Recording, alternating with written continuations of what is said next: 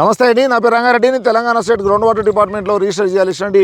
చూడండి, ఇక్కడ కనబడుతున్న ఈ బోరు మహబూబ్నగర్ జిల్లా గండీడు మండలం వెన్నచెడు అనే గ్రామంలో శ్రీకాంతరెడ్డి అనే రైతుకు సర్వే చేసిన ల్యాండ్ అండి. ఈ పొలం 4 ఎకరాల పొలం అండి. సో మేము సర్వేకి వెళ్ళే టైంకి ఆ సారు దాదాపు చేసిన బోర్లన్నీ కూడా ఫెయిల్ అయ్యాయండి.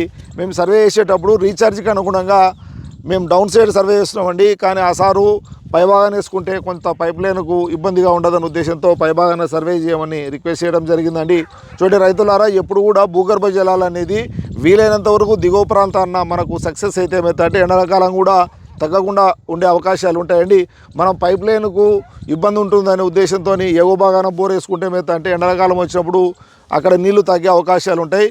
కాబట్టి జియాలిస్టులు సర్వేకి వచ్చినప్పుడు మీరు అక్కడ ఇక్కడ అని చెప్పకుండా వాళ్ళ అభిప్రాయం ప్రకారం సర్వే చేసి వాళ్ళు ఇచ్చిన పాయింట్ దగ్గర బోర్ వేసుకోవడం వల్ల ఎండాకాలంలో మీకు ఇబ్బంది ఉండకుండా ఉంటుందండి. Thank you.